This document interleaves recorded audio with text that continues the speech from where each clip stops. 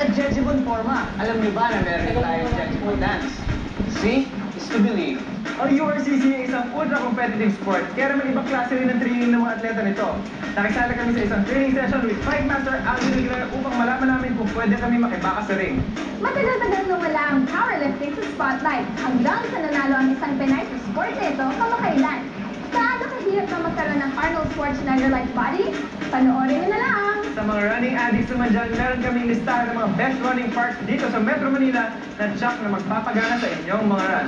Dito sa X-Life, there's always something for everyone. Kaya load na! Ako si Steph!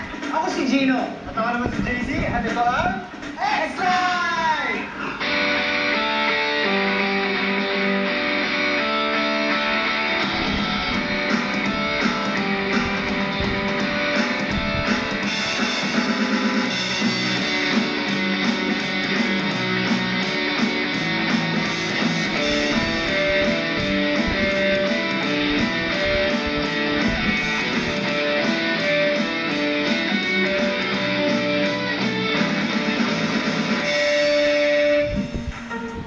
May nag-text.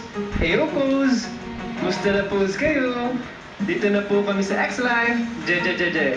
Text po sa X-Life. Jejejeje. It's the rise of the Jejemons. Nauna silang nakilala sa mundo ng text dahil sa sobrang unique ng pagte-text nila. Ngayon, kalat na sila sa Pinoy pop culture. May Jeje fashion na. Sinong di makakilala nitong Jeje cap, Jeje shades, at Jeje shoes? Talagang halos lahat na ng mga parang mga meron yung mga tao, meron na rin mga Jejemon tulad ng mga Jeje Cup, tulad ng alpabeto, meron na rin kami tinatawag na Jeje Pet. Ayun yung pinaka-alpabeto namin. At ito ang bagong-bago, ang Jeje Workout. Siyempre kailangan maging fit at healthy ng ating mga Jeje friends. Jeje Workout baka mo. Dahil dyan, pasok na pasok ang Jejemon sa X-Life.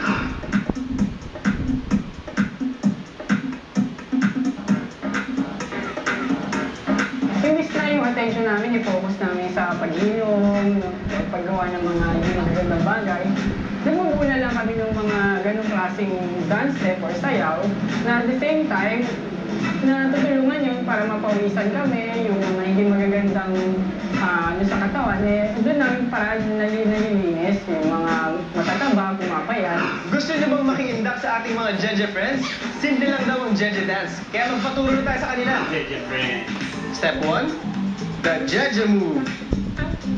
Pag sinabing Jeje, parang tumatawa. Kumbaga ang step namin, Jejemon. Ito lang yung pinaka-common namin.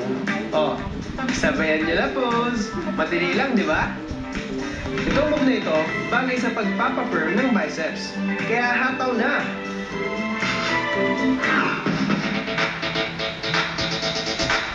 Next step, the Jeje wave. Meron din doon na parang nire-rave yung katawan, parang medyo parang ma-stretch yung body namin. Kita-kita niyo naman. Perfect itong move na ito para ma-develop ang abs nyo. At ang last step, Meron doon na parang happy-happy lang kami, parang ine-enjoy namin yung sarili namin sa isang sayaw. happy-happy lang. Yan naman ang katangian ng mga Jejemon. Pero pag pinag-combine ang lahat ng steps, full body workout na ang buong dance na ito. O ano, ready na pose kayo? Ready na me, kaya let's do the Jeje dance! Jejemon, Jejemon! Jejemon, Jejemon! Kasi sinunod yan. Jejemon, Jejemon! Jejemon, Jejemon! Hey yo, listen carefully. Makinig yun muna to me. Ako'y may konting sasabihin sa Jejemon sa identity. Jejemon, tawag sa person na may phone na pag nag-text ang kanyang message ay napuso arte job. Hirap tuloy itong marinig. Jeje Busters ay galit kasi bago mo mag-guess, analyze first is all you need. Ewan ko ba't may ganon, dumadami ng Jejemon. Sa sobrang hilig mong mag-text, baka dito ka bilog.